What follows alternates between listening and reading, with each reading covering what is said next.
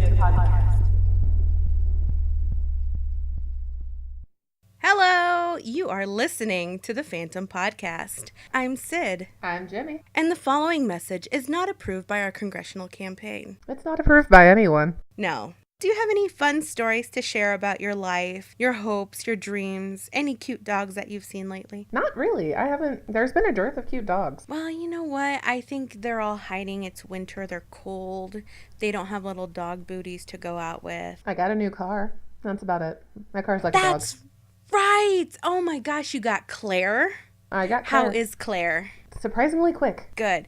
Comfortable, smooth. Oh, quite pleasing. Holds way too much stuff. Good. Beautiful interiors. Oh god, yes. Still clean, which, we'll see how long that lasts. Yeah, I know that mine never lasts clean very long, which No. despite my best efforts, it's like I'd like to blame everybody else but me, please and thank you. I've come to the understanding that it's me. Just it's a factor of my job and my personality. Like, I had sentence strips in my car for 6 months. Well, at least you've accepted it. I'm still in denial. One day it won't matter. No. Well, nothing much to report on my end. I continue to live, which is just groovy. I'm a fan of you being alive. Thank you. I've come to realize that I am also a fan of me being alive. I'd hate to be the only one keeping this ship running. Yeah, I mean, it's a lot of responsibility for just one person. Jimmy, are you ready? I'm usually at least 3/4 ready. Let us summarize the year 2017. We're going to take you through the scary stuff that we watched, some that we read or otherwise looked at and experienced. Maybe we'll rank it, maybe not. Who knows? Life is chaos and meaningless because the sun is going to explode someday. So we're just going to talk shit and laugh. Strap in. Ready for the inevitable burning, but Same. just to get us started, I totally forgot we started the year with Shelley. Yep. And yep. It was my fault. I wouldn't phrase it as fault. I would say it was your beautiful idea. There was no conclusion in that movie. I know. So Shelley, for anybody who hasn't seen it, is about a surrogate pregnancy gone incredibly wrong. And not just because there's a baby coming out of the person, but just, supernaturally wrong. So we spent most of the time screaming, "Go to the hospital," which they were so incredibly against. I don't understand. If I'm remembering that movie right, one, don't go to the hospital, and two, they live in the middle of like fucking nowhere with no electricity, nothing, like really fancy bathtubs and candles. Yeah, and they have like one landline, but that's it. And I'm like, why would anybody willingly subject themselves to this? No offense to the Amish who aren't listening. No, so it doesn't really matter. They have their emergency cow. I'd love an emergency cow. Are you fucking kidding me? Wouldn't that be so good?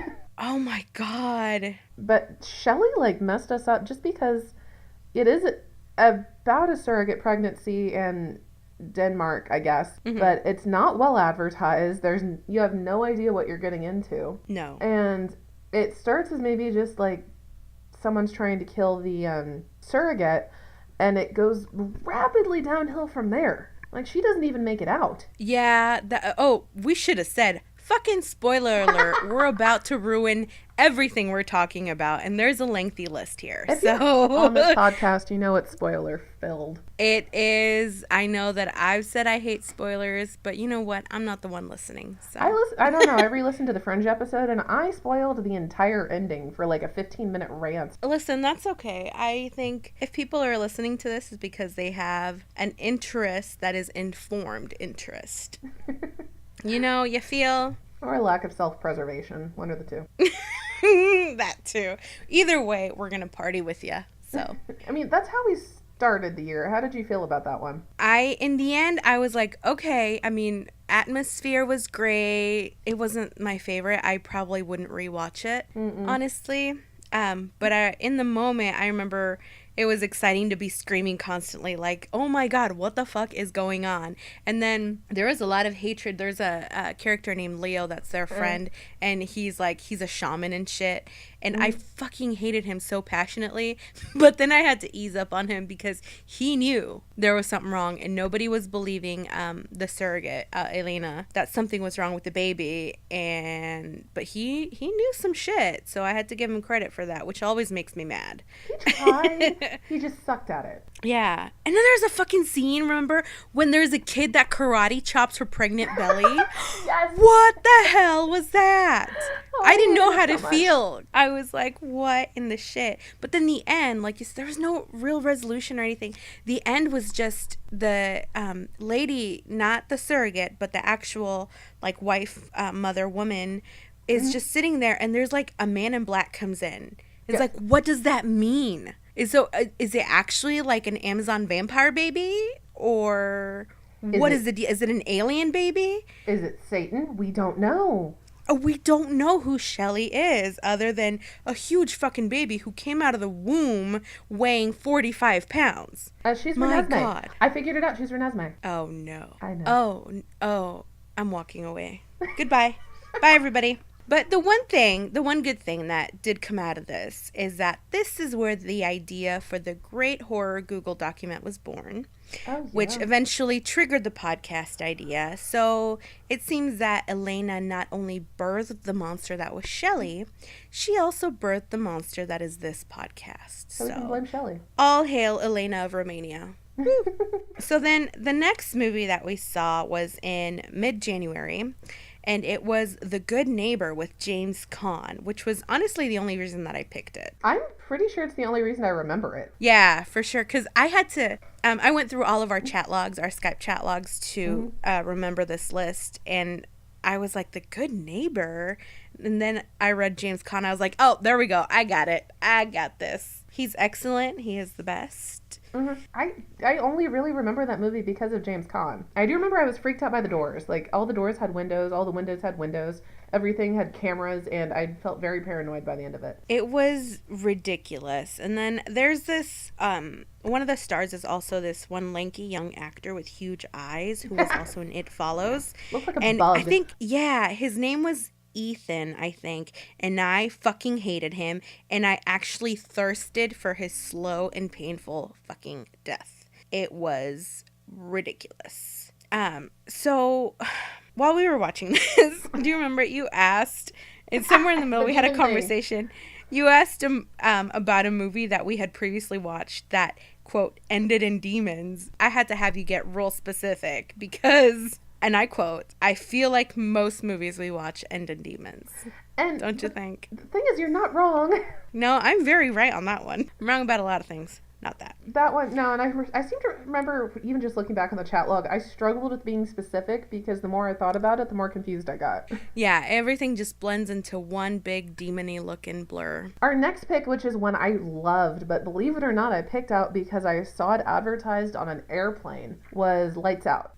Lights Out, the freaky mannequin, everything is terrible movie. Yeah, we were immediately terrified, and then we had to diffuse our horror with a little banter. True. So once the boyfriend came into the scene, we were like, he looks like he smells like sausage sweats. He was so sweaty and greasy looking. He was. But we warmed up to him. His name was Brett. And eventually his tagline became, bad hair, good heart.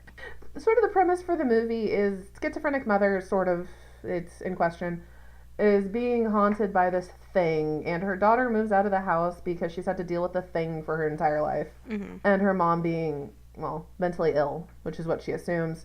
But eventually it starts affecting the life of her kid brother. And that's where Bad Hair, Good Heart himself comes in. Like, I seem to remember we both thought he was going to bail at any point. We did. We were not rooting for him because we thought that he was going to be like every other shitty horror movie, boyfriend, husband, male significant other, and just like get the fuck out of there. But he ponied up. He was the true hero. We loved the shit out of him. Didn't the movie make your computer become possessed, though? It did. Halfway through, my fucking computer malfunctioned. The screen blacked out, and I just about peed myself in fucking fear. It was insane. I think it was my graphics card gave out or something like that. It restarted itself, but it was excellent timing. I was like, are you kidding me right now? No. So. But yeah, that one, I was flying back from my parents' house and saw it advertised on those stupid in-flight, you've got to pay for the internet screens. Mm-hmm. And immediately had to bring it up to your attention. Good. I'm glad you did. Because that one, I don't remember what the star rating on that one was, but it was a real gem that we watched because it actually made me very scared. I seem to remember it was like 4 stars, but if we tried to rate it in the middle, it was 2. Yeah, that sounds about right. And then, of course, unsurprisingly, it was by James Wan because we tend to like his stuff. I mean, this whole thing started when I made you watch, oh God, The Conjuring. Yes. A beautiful film, if I do say so myself. We need to have an episode where we just read through those chat logs line by line because it was all beautiful. Yeah, but that had Officer Pornstache. I mean, that's what makes it beautiful. Oh, man. So then on February 12th of the year of our Lord, 2017, at 12:24 a.m. Central Time, we pressed play on the roller coaster of emotions that was the 2012 film, The Devil's Dolls. Oh, you want to God. start? That movie still gave me the baseline for an amazing introduction, but disappointments every other minute. Okay, Netflix was giving it like 1 and a sliver stars as a rating, as a suggestion, which always means either hella awful or hella good, and there is no in between. I immediately declared this to be some Blair Witch shit, and my excitement tripled. Yeah. Because the intro is the killer Henry chasing a woman through like some abandoned warehouse or something like that, and it's got some incredible fucking tension, and oh my God, the blood was amazing, by the way. Just saying.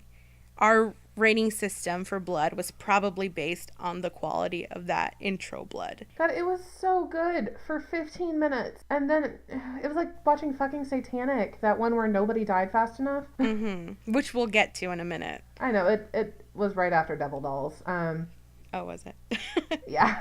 I did appreciate the lesbian shoulder touching and how emphatic they were every time they touched each other gently. I'm gonna not talk about the dogs, but I am going to mention the fact that nobody reacted to the murdering. Yeah, this film's tagline became murder and underreactions. No conflict, no urgency, no one gave a fuck that half of their staff was dead, all their friends are dead, everything is dead, but it's okay because we need to go get sandwiches. And then I don't know what is wrong with my comprehension or whatever, but until I read the wiki to refresh my memory, I didn't connect the events of the intro to the rest of the movie.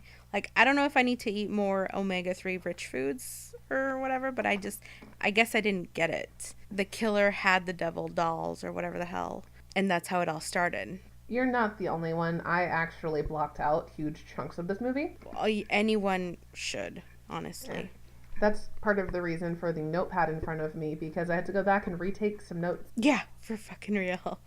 But anyway, so this movie, this killer was given these 4 worry dolls as a young man, and then the dolls were supposed to be tools of healing, but then the killer Henry was so traumatized and angry about his father's death that he made the dolls evil, which I'm like, I'm pretty sure that's not how that works. If that's how that works, there would be a lot more doll-related murders. I mean, maybe the government is just keeping it from us, man. You don't know. Yeah, but... We should call Coast to Coast and have a nice discussion about this.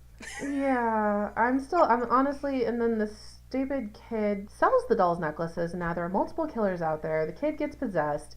Everything goes to hell. But let me just fucking say that she got the dolls out of the evidence room because her dad is the cop who killed the killer. And I'm like, are you fucking kidding me? How many practices were just violated? Like, it just made me rage. It made me want to call, like, the SVU team.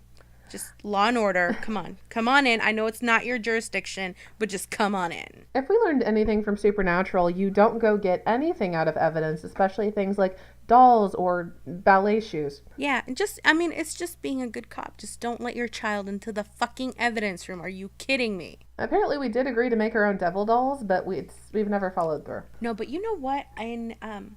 I've done a little more unpacking after my move, and I found a really cool box that can become our devil doll box. So I'll start working on that. Ooh, I'll need to get to some stitching and knitting. Let's get it. Well, I sent you that book. Remember the knitting goth dolls book? I already have one half made. I just got distracted with my job. Oh my God. I want to see. I want to see. I'll show you it, but it's a little creepy because it's hanging from knitting needles. Oh my God. Do you not know me? I love that shit. I know you. I do. It's just. I know. Well, I'll have to clean it up and rearrange it a little bit so it looks a little bit less like I've been sacrificing my neighbor's children. Please don't. That's my favorite part. But anyway, so a week after this Devil Doll bullshit, we watched It Follows, a film with an incredibly heavy-handed "don't have sex or you'll literally die" message that I didn't goddamn appreciate. So now, I gotta say, I know, it's beautiful, isn't it? I went back and looked at our logs, and you were so mad through 90% of the movie. Like, I wasn't much better, but... I mean, was I not justified? I'm going to be honest, the thing that pissed me off the most about that movie, and I enjoyed it in a wild ride, weird shit sort of way, was the fact I have no idea when it takes place, where it takes place, what's happening. Didn't we say, we think it takes place in Detroit because... That's why it's so weird and timeless. Yeah, and not timeless in a classic way, timeless in when the fuck is this way. Yeah, it gets just distracting. And then my thing is, like, the aesthetic and the concept of the monster was great, but I feel like the whole movie really missed the mark. Like, it could have been so amazing, but every element was just like 1 degree off, and not necessarily in a, oh, we're doing things slightly different in subtle ways to make you feel uneasy, but rather like you almost hit the mark on everything, but it fell flat. You know? I don't know. That's how I felt. I honestly got kind of tied up in the questions, which I'm going to repeat if you want. God bless you for typing these up. But things like, if you cross the ocean, does it follow a direct line? Does it go under the water? Do you boat over the Mariana Trench and lose it forever because it has to go all the way down before it can go back up? Like, they didn't think the premise through. No. And then we concluded that we would survive all the horror movies. Oh, easily. Also, the PE teacher from Mean Girls, according to this movie, was right. You will get pregnant and then die. Apparently. Yeah. Sorry, I'm looking at Hello Roof Penis. Oh, yeah.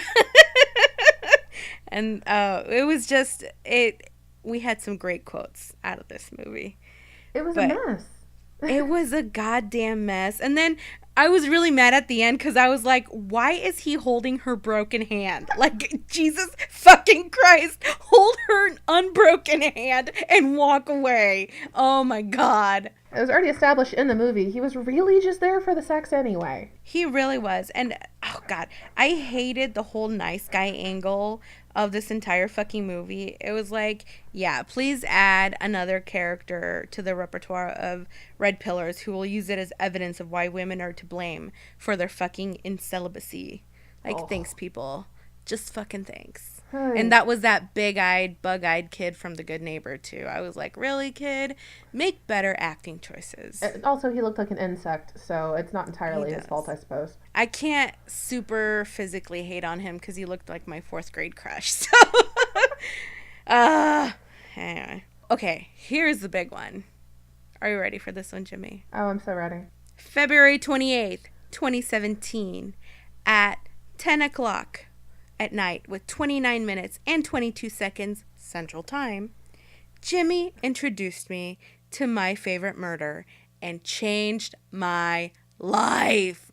Oh, God. What episode did I get you stuck on first? Because I think I had discovered it like maybe 2 days before. I don't know. I think you just told me and like linked me to an episode, but I don't like to start things in the middle, so I went back to the beginning.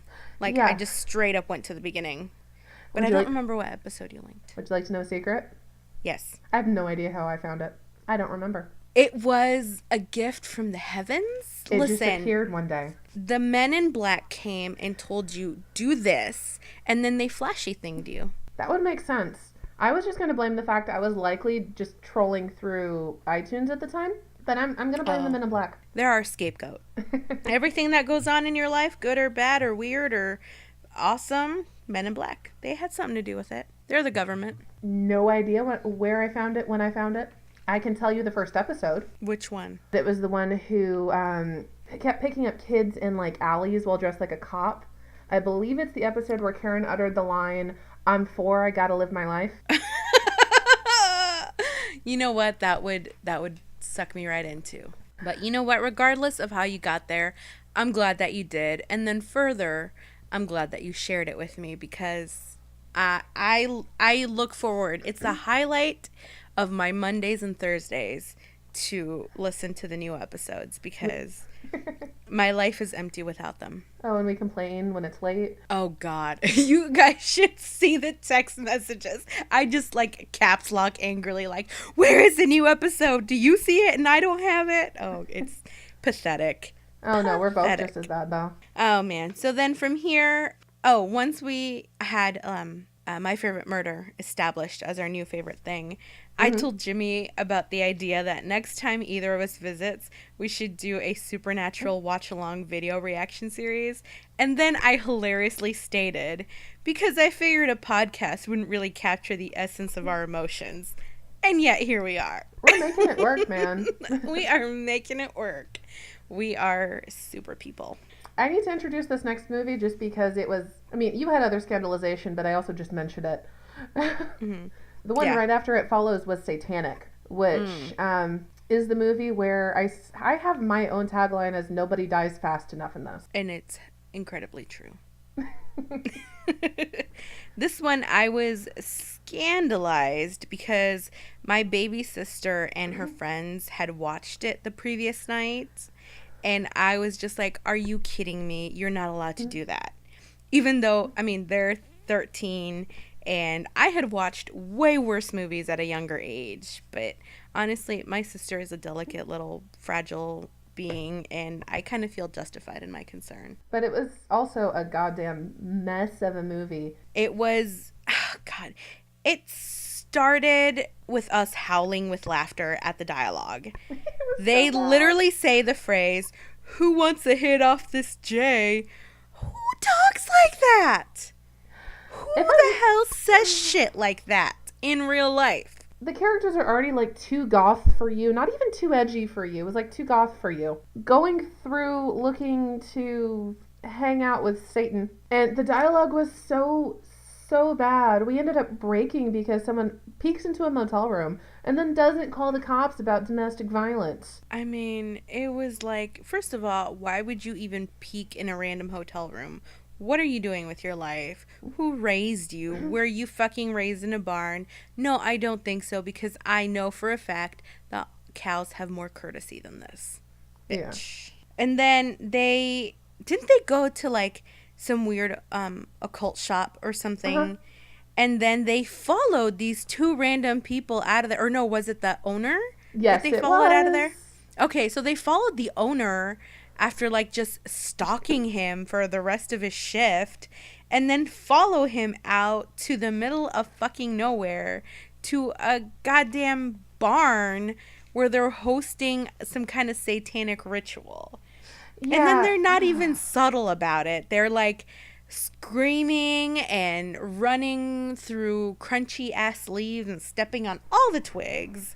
And then they have their fucking flashlight shining. It's like, did you never watch Scooby-Doo and learn a little bit about subtle stalking? You know? No, and the thing that got me is I actually have this subtitled on one of my lists of things we've been watching. As discount hotel Satanism, because they like go to Los Angeles looking for, I mean, Satan, I guess. I'm pretty sure he runs the traffic there. And I distinctly remember they're having like this weird mental breakdown and painting reverse pinnacles on the wall in their shitty hotel room. Yeah, there's lots of parts of this that I just blacked out because it was so ridiculous that at some point I said, this is the worst thing ever. I fully regret this decision, Jimmy. Every step of it. And it just got worse. It did. But then there were these, like the soundtrack was fucking ridiculous. It was full of all of these like too edgy for you songs. And the worst part is I don't know if there were songs recorded for the movie, you know, like some shitty ass cover band did them, or if they're like legitimate songs that somebody seriously created. Music composed by James Dooley and Todd Haberman. Well, James Dooley and Todd Haberman, or whatever the fuck your names are, that's hilarious. Please go into the comedy business. Before we move on, though, as I'm pulling this up just to look for a cast list, Google said people also search for Exposed, Demonic, The Autopsy of Jane Doe, and Smurfs: The Lost Village. Oh no. Does that say anything about us? Oh my god. The Lost Village. That's beautiful. And then in early March, we watched Sinister, because Netflix would not stop fucking suggesting it after everything we watched. Oh, like, I regret nothing. Oh my god. Oh no, hold on. I'm not saying I regret it. I'm just saying it was ridiculous because I thought it was just me, but apparently it was coming up on every single like suggestion list that you went through, right? Mm-hmm. Every single time. It still does occasionally, and I've rated it. Oh, that's hilarious. Well, the first 30 seconds were a wild fucking ride. We went from, can you hear anything, to, what the fuck, I'm already screaming. And then, I think this is the one where the opening scene is like those bodies hanging from the tree in the backyard, isn't it? I'm 98% certain because, yeah, keep going.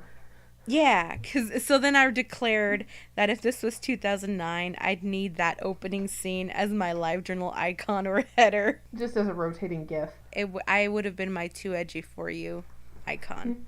And I wasn't saying you regret it. I was just saying I regret nothing because while it was alternately amazing and terrible simultaneously, I didn't regret any of it. Oh, for sure. Ethan Hawke, I think, was in it, right? Yes, and we were both against the sheriff in this movie. Oh my god, but I did just love the pissing contest between Ethan Hawke and the sheriff. I seem to remember about midway through the movie, we stopped calling them by their own names. We did. At one point, it was the sheriff. Oh, wait, no, because there was also the deputy. Yes. Remember, it was like the sheriff and then the deputy that gets along or that is a fan of Ethan Hawke. Uh-huh. And so I just called him Deputy Tsundere. I was like, Senpai. I don't know how to pronounce that, but I seem to remember making Senpai jokes a few times because that deputy wanted Ethan Hawke to love him. Oh my god, I said that I wanted like somebody to ship them and I wanted 25 fanfics and then 12 ficlets of it. Like, I was just all for it. I'm pretty sure I made some really lewd comments about them. Upon flipping back through the comments, while you were there, I was obsessed with the kid's hair. Oh, yeah. We said that Ethan Hawke's son's hair was way better than Sam Winchester's. We both agreed on this. Like, I made multiple comments, though, so I'm wondering what I was on that day. I mean, popcorn is a powerful drug. True facts. Just saying. I will say this is the first movie that made me feel like I needed to shower at the end. Oh, yeah. It was dark. I mean, the atmosphere was just delicious. It was evil and heavy, and it made me want to bathe in holy water. Just saying. This is one of the few movies where I actually enjoyed the jump scares because they at least attempted to further the plot. Yeah, for sure. I think at one point we both had to turn on a light somewhere because it was just, what the hell? It was scary. I was peeing myself. Yeah. This and Lights Out were the only two movies I've ever attempted to watch in the dark and failed at. Yeah, same here though. I'm pretty sure we both had to turn lights on both. We did. This, though, we were both obsessed with how the main monster, Bagul, dressed so fancy. Oh, he wore slacks. He wore some nice socks, probably with sock garters. It was... He was crisp. And oh, yeah. I mean, well, the main arc in this movie is over, essentially, films and tapes and how Satan haunts cameras. It was just so solid. It was. And this is the first movie that we predicted and rated 5 solid stars. You know, and then I thought that was hilarious because I recently realized that I actually own this movie. So I popped it in, and then as soon as I saw Ethan Hawke's face, I was like, ugh, and I shut it down. But then after reviewing my notes, I'm like, actually, I fucking loved it. Why did I have that reaction Maybe it was a defense mechanism against all that terror. Well, the thing is, there's also Ethan Hawke had a really weird run in the 90s. That's true. That's It could be instinctive. It could, you know what? Yes. And I say this, and I watched Gattaca. I mean, sometimes we just got to reevaluate how we view somebody. But maybe not. And then, are you ready for mid-March? Oh, God. This was a gift and like a horror at the same time. In mid-March, we watched the beautiful film that was Frailty. And we started with, of course we're in Texas. Of fucking course. And then we said, the soft glow filter is fucking killing me. We're gonna love this because it feels like an X-Files episode. In all sense of disclosure, I actually rewatched this yesterday in preparation. Did you really? It's Without better the second time. Me. Listen here, you traitorous swine. Oh, don't even. I wanted to have the correct comments for you. And it's the reason I didn't bring it up until just now. Okay, whatever. Admittedly, I wasn't paying attention to part of it because I was at work, but I needed to at least refresh it because this is one I remember loving, but it's such a soft glow, detail, everything happened all at once. There's no time to breathe. It's true. And then it sucked because the audio was so low that even at the top volume, we had to depend on subtitles. Did you still have to do that yesterday? I have Bose speakers in my job ceiling and I still couldn't hear it. Jesus. Fix it! I don't know if anybody who has any power over this is listening, but just in case, fix it. Jesus. I do enjoy about midway through, we started comparing this to the Winchesters, and they're like the Winchesters' long lost cousins because not even John could deal with this shit. Oh, no. And then, oh, God. I was very mad because nobody, despite all of the murders going on, nobody had a speck of fucking blood on them. And I'm like, why does nobody get splashed with blood? And then so while I was reviewing the notes, it made me think of when we had our horror movie questionnaire. Uh-huh. That you were like, I hate that they don't show blood. And I'm like, oh, but just, it's the artistry of it. You know what? Fuck that, Jimmy. I take that the fuck back. Because this movie needed all the blood. It needed Hannibal levels of blood. No one got damp. Like, everyone was relatively the same level of kind of greasy through 90% of the movie. And I still hold, upon even a half paying attention rewatch, this entire movie is what happened because they left Adam in the cage. Oh, for sure. And I think somebody needed to call Castiel to fix this. Just saying. At this point, I don't know if Castiel could have fixed any of it, but he would have tried. And then, I can't remember if it was you or me who said this, but as we were watching, because we were just, none of what was happening we were really expecting. Mm-hmm. And we truly didn't expect to like this movie. And at one point, it was just getting so bizarre that I think it was me that I was like, this brand of crazy is like cough syrup mixed with tequila. And that should tell you everything you need to know about Frailty. That was, in fact, you. I kept going on and on about Adam and Castiel. As you should, because they're always relevant. You know, about a week after that, we watched this bizarre gift called Let Us Pray. Okay. Immediately, I wondered, is this a horror movie or is this a weird Marvel movie? Immediately, I hated everybody. Oh my God. Nobody was likable in this. Yeah. Oh God. It took me a little bit to remember the plot of this because truly all I remembered was the Crow Man. But it's like about this cop woman who is new at her precinct, right? Or she was like freshly transferred or some shit like that. She was fresh transfer. Yeah, fresh transfer, and everybody has it out for her. And then two of the cops are fucking, and then this lady is all by the book, and the other cops are just like, whatever, let everybody die in their cells or whatever. She makes the single most Scottish noise I've heard since or before. It was a soft little Just conveyed all of her deep dismay. And then we talked about cake for some reason. The new transfer cop was named Rachel, and we said that Rachel would make a kick-ass cake full of hate for her boss, an angel food cake made with rage, and also a strawberry shortcake with a side of sass. And I think that just describes the movie perfectly. I feel like this side tangent came from a text message conversation we had about making cake for people. I don't know, because we've just come up with some shit today. We have even. You know what? We're just gifts upon this world, and we shouldn't question ourselves, Jimmy. It's Just true. go I don't with even. it. You just called me a traitorous swine, so I don't know, man. Hey. Good point. But listen, I'm a little drunk, so don't take it personally. No, no, babe. I still love you. Thank you. Thank you. Oh, God. And then we couldn't really grasp if this was supposed to be comedy. Was it horror? Was it sci-fi? It didn't know. We had no idea. And at the end, we were still confused. But now we knew that we never wanted to go to Scotland. So, I mean, at least that cleared that up for us. I mean, 90% of the movie is like discount Scottish The Crow, because it's about this crow dude that's there for vengeance, but always there for Rachel. He loves Rachel. He was Team Rachel. And so we ended up giving it 3 stars because it was just way too fucking ridiculous. Like, if there had been more convincing physical fights, less fire CGI, Jesus Christ. Like, we laughed so hard at that. If we hadn't laughed so hard at that, then it would have gone a lot better. Actually, I'm thinking the tailored barbed wire suit kind of broke both of us. Oh my God. I just remember I blocked it out, and when I read it in our chat logs, I was like, oh, that's fucking right. What was that? What who got high and thought of that?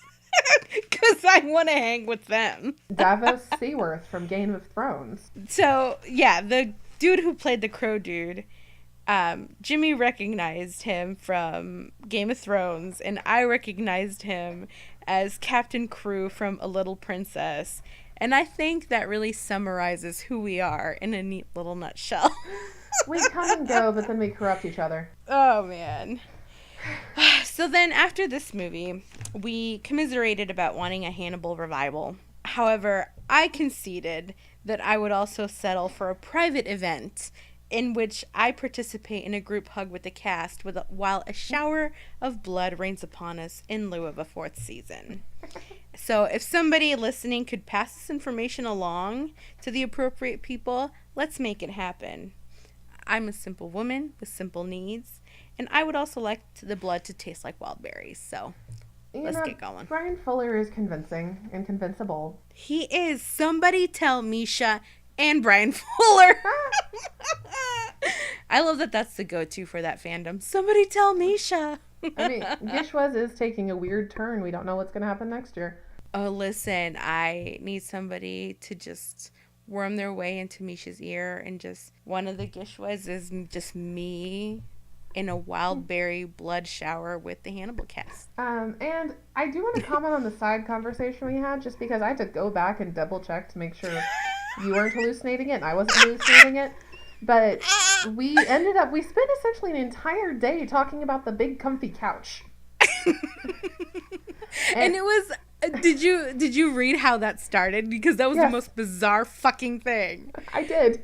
It started, I can't remember what it was. I didn't click on the link, or reviewing it, I didn't click on the link, but I linked you to some kind of like unsolved mysteries or something like that, some kind of like cold case file type of episode on YouTube. And then I commented on the fact that the same person who had every season of that show also had every episode of the Big Comfy Couch on their channel. It was the most bizarre fucking like discordant thing I've ever seen. And I'm just saying, if this describes me at all and our friendship at all to any of you, I glommed on to the Big Comfy Couch and didn't finish the YouTube video for probably a day and a half. I mean, it's just who we are, man. But it just sort of epitomizes the 90s and weird shit, like early 2000s. Why did we watch a clown girl do clock yoga? What kind of drugs were they on? This is why we do drugs. This is why we do and why we don't do drugs. And mental note, remind me to show you the Riff Tracks short called Drugs Are Like That. Okay, please do. It's presh. Make a note on your notebook there. I'm going to note it on this file. Note it passionately.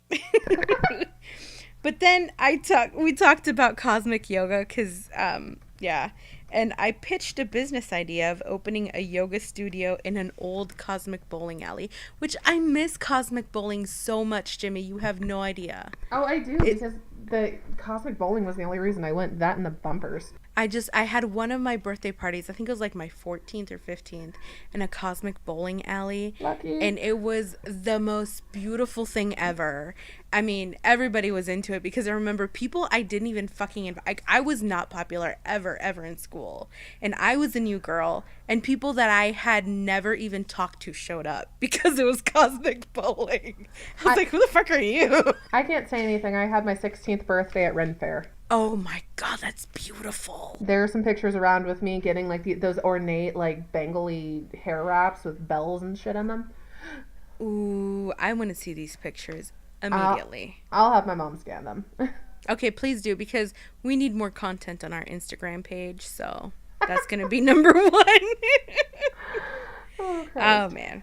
But, okay, so in late March, we paused our spooky movie watching and instead committed to watching Hotel Beau Séjour on Netflix. Oh, what a gift. What a goddamn weird fucking gift. And my God, I cannot begin to passionately thank you for this gift, Jimmy, because you're the one who pitched the idea to me. We were sold within, 30 seconds, and I still have it on my rewatch list. We need to do it again. We really do. It was a wild ride, and I'm sure I've forgotten like 50% of the details in it that made me just so amazed the first time. Quick and dirty synopsis that can't begin to encompass the bizarre nature of this. Chick named Kato wakes up, finds out she's dead in a hotel, and spends essentially the next 4,000 episodes trying to figure out who killed her. And my God, it's worth a watch. The suspense, you sometimes even just forget about the suspense of who killed her because of all the other bizarre shit going on. It's just like at one point I was just like, oh right, we're trying to figure out why you're a ghost.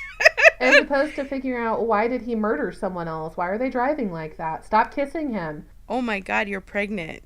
That was the biggest bombshell for me. Oh yeah, But I did have to comment on the fact this show was the absolute essence of moody teen, upon which you replied with "and meth." And meth. But can I just say, the one thing that really disappointed me in this show was the goddamn blood.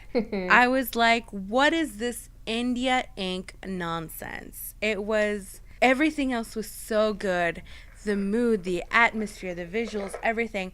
But then they really skimped on the fucking blood. Are you kidding me? It was garbage. In the entire series, it was garbage. It was.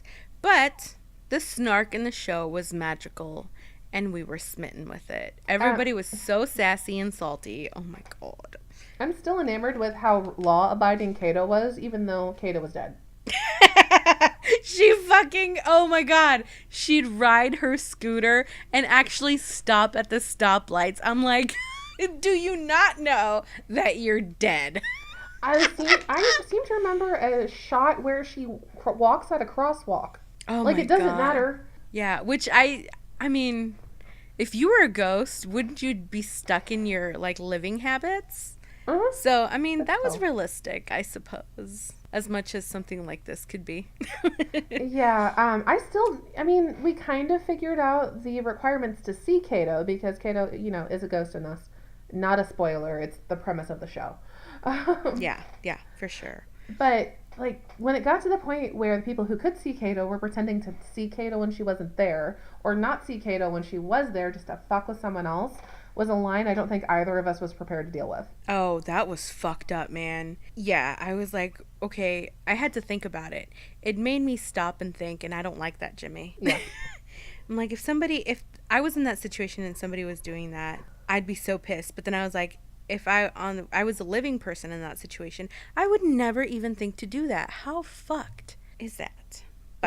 But overall, that movie was just moody, and I associate it so heavily with being the one highlight of the longest month of my life. Well, I'm glad that you have a good memory of murder. If you remember that I was rushing back from work so we could watch that. I'm glad that you're out of those times, Jimmy. I'm in a better job. You are in a much better job. I'm so glad. It gave us an outlet for all that anger. It's true. I think we were both pretty angry for that during that time anyway. Well, at least it was redirected. I did get. This is also one of the very few shows where I've gotten yelled at because I Oh kept my shrieking in the middle Yeah. of it. And then, yeah, because your boyfriend asked you to stop screaming, and we just yelled back, "It's not screaming, it's talking in caps lock, and caps lock is how we survive." Effective. And before he would try to call me on that, I really did shout back at him. But on Oh, that I'm note, glad. he has actually stopped startling when I scream during a movie. Good. You know what? It's called survival of the fittest. He has to adapt. Otherwise, he is not going to survive this friendship. Just Yeah, saying. he's getting used to it, but I still get pretty louder when we're watching some things. Yeah. And then on the last episode, we were just screaming. I remember thinking they're not going to be able to fit a whole resolution into one episode, but they fucking did it. They defied all odds. And honestly, that show was wild. It was refreshing. It was moody. I love it. I Yeah. loved it. Let's rewatch it. How did they wrap it up in one episode? But I was actually satisfied. That's the best part is that it was the second to last episode and I was like, what the fuck? Like nothing's happened to even remotely resolve this. But then they did it so nice. I was like, oh my God, I'm surprised. Who wrote this? They're amazing. So It needs rewatched, legitimately. it really does. So that took us into late April. Oh God, And this next thing. Oh God. We restarted our schedule with Midnight Meat Train. With the gentlest vegan photographer, that is just so pretty. I just cackled at Bradley Cooper in that role. I was like, really? I'd like to give this movie a better synopsis, but I can't because really in my head, I've blocked out chunks of it, but it's shitty CGI, great blood, incongruous train. I think at one point we said, because Rachel Weisz is in this movie, and I really love her. I know. But I was like, they spent all of their money on blood and lip liner for Rachel Weisz and just neglected everything else. She didn't get lipstick. Just lip liner. Just lip liner. It was like $19.99 high school makeup. It was awful. And we were just screaming about, how does nobody notice the bloody train cars? Are you fucking serious? And then we were mad because the characters, well, like was Rachel Weisz the waitress? Yes, she was. Yeah, okay, so she was a waitress, and then she gross. and Bradley Cooper were, like, just fucking on the restaurant tables and, like, in the kitchen, I think, and I was just like, please don't fuck where you make my food. That's some Clerks 2 BS. Like, no. Oh, my God, it was nasty. And then we had Deputy I.R. Worst with a starring role in this. Everybody was awful, and we didn't understand them. And I just want to throw back out there that there are lines of bloody cars and corpses and people missing. I went to a car dealership and someone noticed I had a slightly bloody lip. How do they not notice a blood-encrusted car? Like, that's who smelled it. It was so disappointing. This movie was a hot mess. I feel like we should have rated it lower than the very generous 2 stars that we ended up giving it back then. I mean, if we rewatch it, I imagine it'll get 1 because now we've developed self-awareness. This was still early in the year. We were fresh-faced little babies full of hope. And, yeah. But the next movie destroyed that. Oh, but hold on. I just gotta say, this movie is where the podcast was truly born. Because I said, you know what? We should start our own goddamn podcast with our commentary because we are hilarious. We are. And it's still true. It's still true. So do you want to introduce this next fucking movie? Goddamn. And I'm going to preface this with, I was coming off the high of picking up the Hotel Beau Séjour. And I picked this random thing that pops up on Netflix that has an absurd goddamn title, and that title is The Windmill Massacre. It should have been subtitled The Windmill Massacre and the 15 Endings. Our one-line summary for this was Windmills and Illegal Au Pairs and the Bus of Destiny. It was, oh my God. We straight up forgot about this movie. We never even rated it or summarized it in our Google document. That's how bad this was, you guys. Like, we were so mad. We have fucking rated and summarized movies that we've bailed out of, and yet we left this one out. We rated That's Para how Elisa. bad. Oh my God. We rated Don't Kill It. Weirdly enough, we've forgotten to rate Devil's Pass, but we rated Pod. We've rated garbage. So everybody was salty as hell. Mm-hmm. Nobody calls for help. And then this movie refused to give any backstory on anybody. It's like, let's go to Denmark, let's get on a bus, let's go look at a windmill, let's die. And poor Takashi got fucked. Oh, I think our tagline for this movie was Takashi forever, windmill for president. They were the only likable people in this movie, and I include the windmill as a person. God, so that was a hot mess that never needs to be rewatched, honestly. Don't even bother with that one. No, you think it's over, and then some stupid shit happens, and you think it's over, and you're at peace with it, you've made peace with your gods. No. But after this bullshit, in mid-May, we watched the fucking beauty that was Beyond the Gates. And I'm just going to say this right now. If you are listening to this podcast and you're the type of person that we like, so you should absolutely, definitely watch this goddamn movie. Pause it right now and go watch it. Go watch it, come back, and then hear our summary, because you're going to enjoy this. You were on a kick of good movie choices for several months. Yeah, I used up all my good luck there, and then I was done. But right off the bat, we were caps locking. We were like, this dude, that car, the angst. Like, oh God. We hated Gordon immediately. This movie is about, is it two brothers? And two brothers. Then one of the brothers has a wife. The parents die and they inherit their parents' horror movie store. It's a store. It's like, oh my God, it's a 90s dream of a store. Oh, my childhood 80s, was 90s. Sobbing in a corner because it wished it had happened. Oh my God. They had a Mount Rushmore mural with horror figures. I think Vincent Price was one of the heads. It was. And then Dracula was another head, maybe Frankenstein, I don't remember, but it was a beautiful mural, and I have seriously considered recreating it on my own bedroom walls. Oh, it was a gift. Seriously, I cannot express to you guys how much we hated Gordon. We were like, look at me with my sensible dress. I'm a young professional, but also look at my glasses. I'm so edgy and I like to party and drink wine on Saturdays, but don't cross me. I'm too smart. We just hated this guy. To make some of this review make a little bit more sense, I actually have it noted on one of the side files. This is like Jumanji with both more likable and more hateable characters. Yeah. Everyone is worse in both directions. At one point,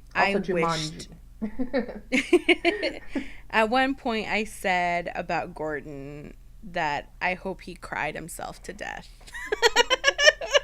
It was just, but on the other hand, the other brother, I was like, I want John to rub my feet while we watch The Exorcist and eat hummus together. Wasn't he a precious little puppy, though? Oh my God, he was for some reason picks up a goddamn horror board game in a horror movie store and seems surprised. And then we raged at why in the world would they play the game at night when they grew up in a horror movie store and should know better. Like they grew up with those tropes. But then there was this 90s techno nostalgia music that had us tense, but it had us cackling like hell. Oh my gosh.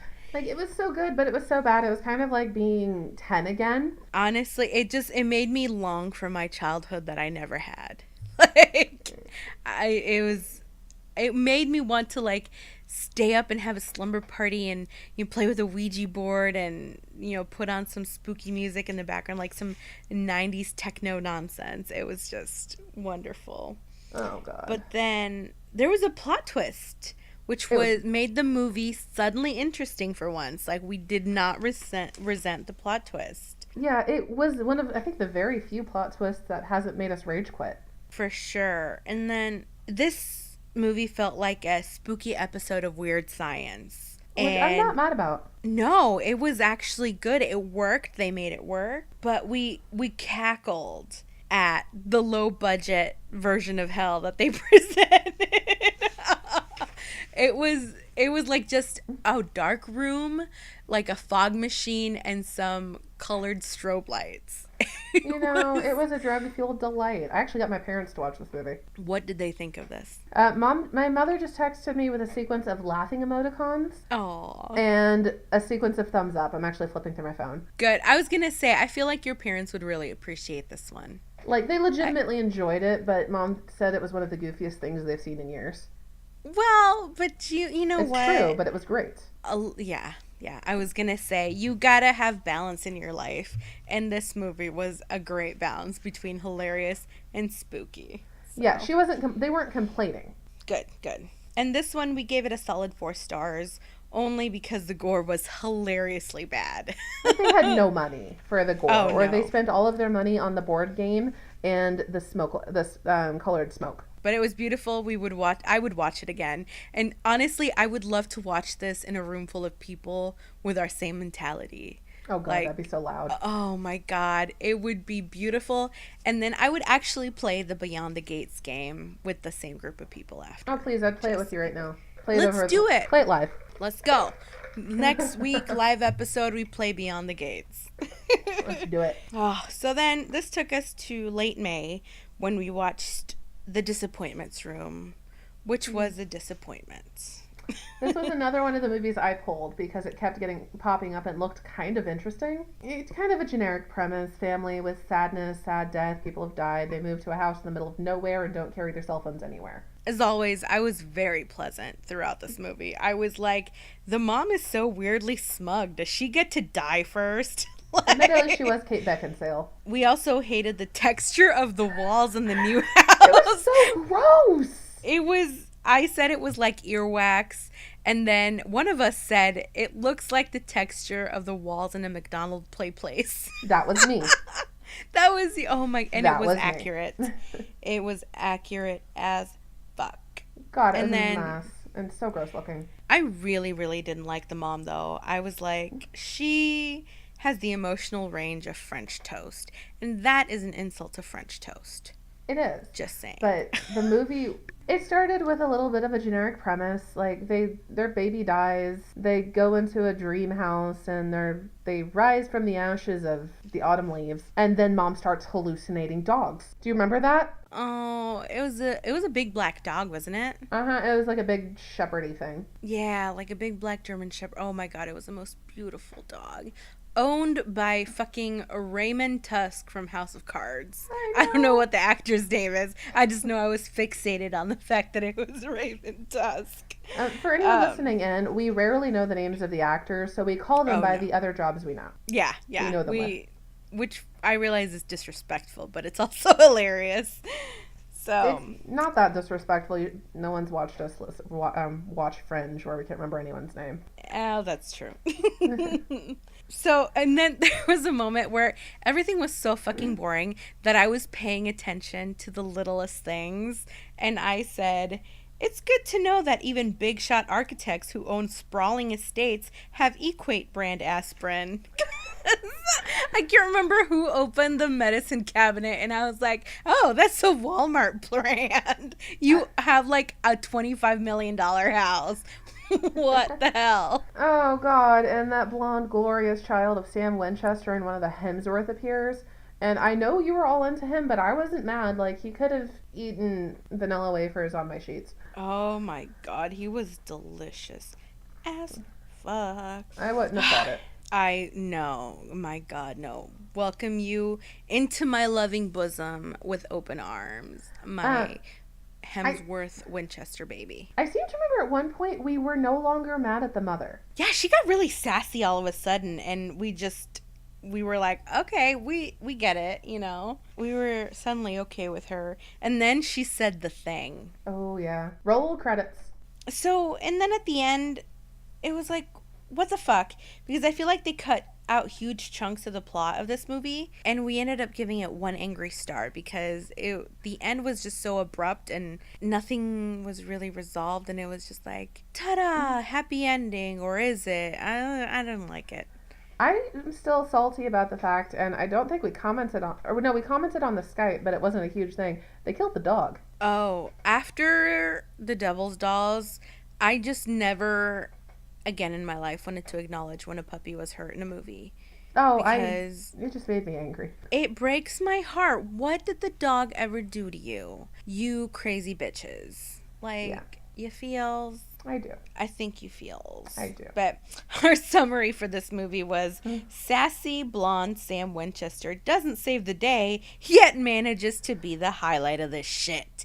And that is the gospel fucking truth. Oh my It God. was such a fucking mess. Oh God, it was. And then, so in the last days of May, we stopped watching movies and we started our Hannibal rewatch, which lasted through the end of September. Of course, Hannibal is A+, 10 out of 10 every time. I have independently watched it about 2 more times since our 2 watches. Yeah. But we'll have, at one point, we'll have a big Hannibal episode, so we'll skip that commentary for now. Yeah, Just we saying. need to actually dedicate an episode or 2, or even do like a live watch and record ourselves. Of Hannibal. Oh, Yeah. no, because if we do a live watch, it'll just be me going, ah! And then Will is so cute, and then Hannibal, you're an ass. Like, that's just gonna be like the cycle. It's gonna sound like a clip repeating over and over again, but it'll be my live reactions. You can use me as this stable backing noise, because I mostly you. just scream at dogs. Oh my God, Winston's a precious baby. We had some like prime Winston commentary in our notes, which we'll have to go through. No, the Hannibal rewatch we've done periodically. We've also done Supernatural rewatches, and it's always just a pleasant relaxation. It is. Although, I mean, I don't know how pleasant Supernatural ends up being, because I always end up bawling. Depends. Like crazy. There's some episodes that are just weird. What about the episode with the clowns? Oh, Plucky Penny Whistle's Magical Magical Menagerie. Oh, I think that's one of the few episodes that I've rewatched, like, probably literally a dozen times. I just love Sam's terror. He's done. He wants nothing to do with clowns, and I actually agree with him. It's just the worst. It's just the worst. So then in late August, we started talking about Podcast for Realsies. Our original name, do you remember this, Jimmy? Oh, God, It yeah. was going to be Screaming and Crying, a holistic approach to fangirling. But it just wasn't catchy enough. And then I was like, it's not gender neutral enough. That's just not enough. It's just not. So then I tried Phantasmagoria with an F, but it was taken, and I can't remember if it was taken by another like multi-fandom podcast or if it was a wrestling podcast, but I know it was something. And it was a podcast. But it was a podcast. So that's how we became the Fantom. Oh my God, look at him. He's so beautiful. Oh, I just got, oh my God. He's my age. So my womb is ready for him. I'm slightly too old for him. Oh God. No, you are not. Jimmy linked me to the Wikipedia page for our blonde Winchester Hemsworth. And the actor's name is Lucas Till, Till. And we are the same age. He is beautiful. Look at him. Tell me he is not the product of Jared Padalecki and Chris Hemsworth having a baby. For context, he is say that Havoc to my from face. the X-Men Days of Future Past series. I'm looking at his filmography to see if I recognize him from anything else, but I don't. But I just found he did a horror directed movie thing, and we need to watch it now. It's called The Curse of Downers Grove. It's a direct to Video. DVD, video. Oh, that looks beautiful. MacGyver. Okay, well, I'm gonna bookmark him for later. I'm gonna look at him later. Well, we're getting a little derailed, but sorry. Yeah. This has become kind of a podcast in a year. We became the Fantom podcast because everything else was taken, and we didn't want our title to be too long. It didn't need to be a Fall Out Boy title. So, once we finished Hannibal, after the emotional devastation that was the fall of Will Graham and Hannibal Lecter, we had to immediately cleanse our palate with a Bob's Burgers Halloween episode. It's true. And can I just say, Bob's Burgers is the highlight of my goddamn life. It is the light in the darkest abyss that is my life. And I love Teddy the contractor. I I feel like in another universe I am Teddy. He's just I don't know. But anyway, um, so we watched that episode where Louise they do the haunted house for mhm. Louise to like really scare her, and it like spoiler obviously, it starts out real cheesy and she's like, yawn, this is so dumb. Oh my god, those aren't guts, that's spaghetti. But then by the end, she is terrified, and She's it's the on most it. She's in it. yeah, and it's the most heartwarming thing ever. And honestly, as a little spooky shit, I was that is true love to me. Them putting together that haunted house just to really give her a good fucking scare. It was It good. warmed my little cold black shriveled heart. Believe it or I not, I think that's just one of the few Bob's Burgers I've watched with you. yeah, we haven't watched that many together, but Mm-mm. it was so heartwarming. I love it, and I rewatch it every once in a while just because I want to feel good. So you know that tells you a lot about us. Yes, it does. Oh man. And then around this time is when they put Will and Grace on Hulu, and then I pointed out something that can't be unseen. Do you want to No, tell and us I've what been it is? unable to rewatch it and not see it. You want to tell us what it is, Jimmy? In that first episode, if you take a good long look at Will's hair, he's a dead ringer for Ted Bundy. He really fucking is. Oh my It has the gosh. swoop. No one should have that hair swoop. No. Oh my gosh. And then did you see that apparently fucking Zac Efron, of all people, is playing Ted Bundy in a movie? No, I didn't know that, but holy shit, that's amazing. Isn't that? I gotta send you the link. I saw it on ONTD. And, Extremely wicked, shockingly evil, and vile. yes, that one. Oh Of my all god. fucking people, Zac Efron is the last person I would have cast as Ted goddamn Bundy. I'm gonna be honest, I am completely distressed by the fact my brain went to a completely different serial killer. When you said Zac Efron was cast as Bundy, I said, Dahmer? He's posting photo. Oh my god, this is amazing. Yeah, isn't it beautiful? You know what? In my heart of hearts, I hope he, no pun intended, I hope he kills that role. Um, Because anything less than fucking amazing is just going to be a huge disappointment to me. you know my mom But lived in Florida when he was on his rampage down there, right? I didn't know that. Tell me Uh, everything. Go. No, she lived in just outside of Vero Beach, which was relatively close to where they found several of the bodies. Oh my And god. so he was on the news constantly. They had like a curfew in her neighborhood. She didn't look like his targets, right? No, Good. she. Now that I'm thinking of what my mom looks like, a little different. She didn't have the long blonde hair parted down the middle, but she did have long brown hair. I thought it was long brown hair parted Was down the it? middle that he was I'm losing my into. mind. Yeah, mom had long brown hair parted down the middle. Oh my god. She Well, looks like a dead listen. ringer from me, and you've seen pictures of me. Oh, okay. Yeah. I think so. I mean, we've met in person, haven't we? Yeah, I hope so. I will say, on a depressing note, Adam Walsh was found less than a mile from her house. Oh no. Yeah. Oh my god. Oh no, I'm sad. I'm sorry. No, that's okay. It was related to the Bundy thing, I swear to God. Adam Walsh's story is just so devastating. Yeah. I like any story. Like, oh my god, the James Bulger story from Uh-huh. oh my god. We'll have all to of do those distressing always murders at some point. Yeah, we need to have a true crime episode because I have so much sadness that I need to express on this podcast. As you do. Oh Lord.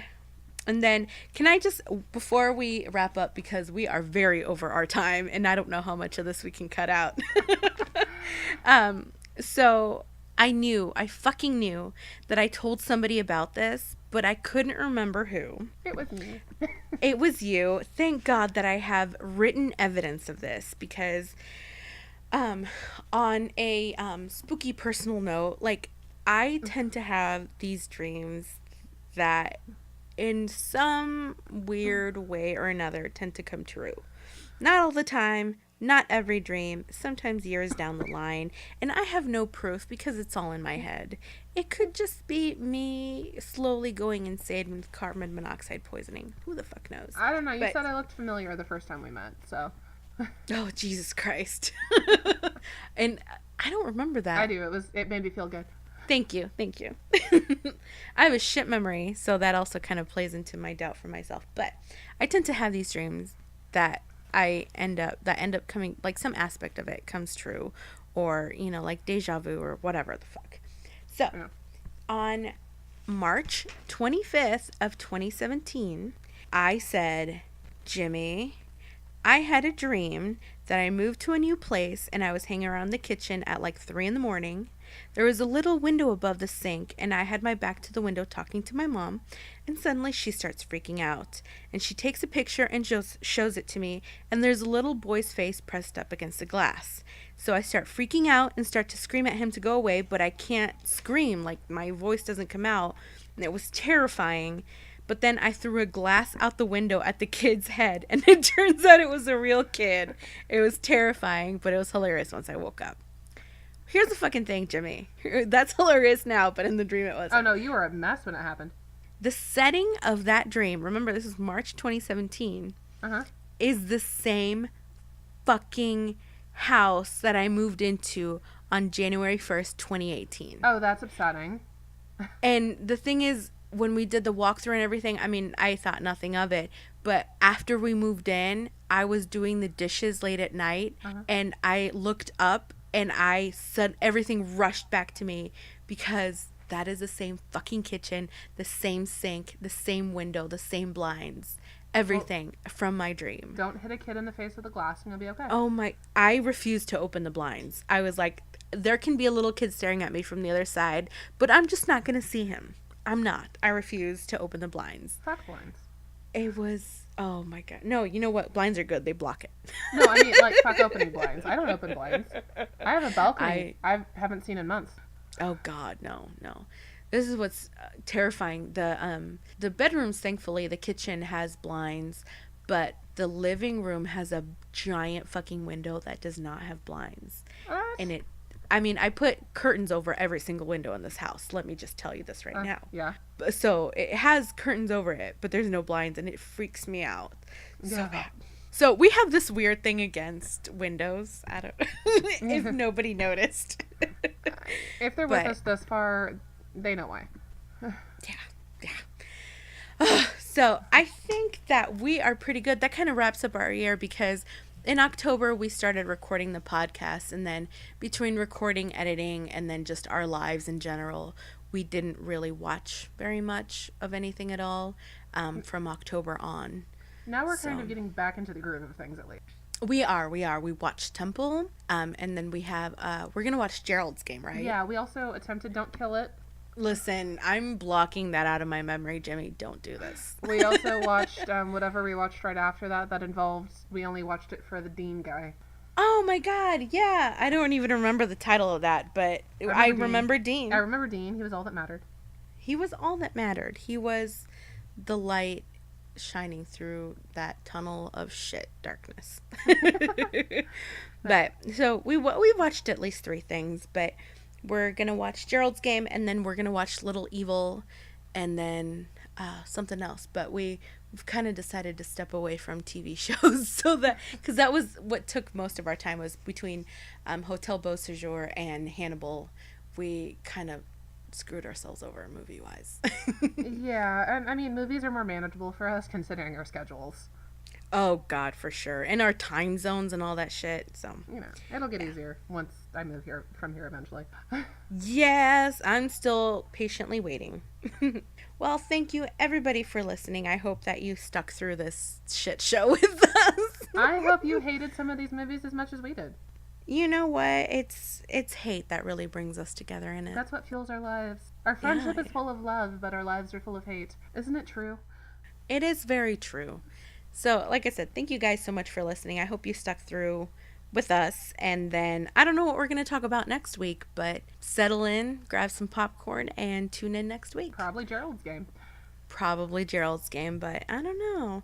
And then one of these days, I promise we'll have that fucking Hannibal episode. I've had it. I have a notebook full of notes for every single episode, and then like all my future pages have a sticky note suggesting a topic, and I've had to move the Hannibal one like 5 times.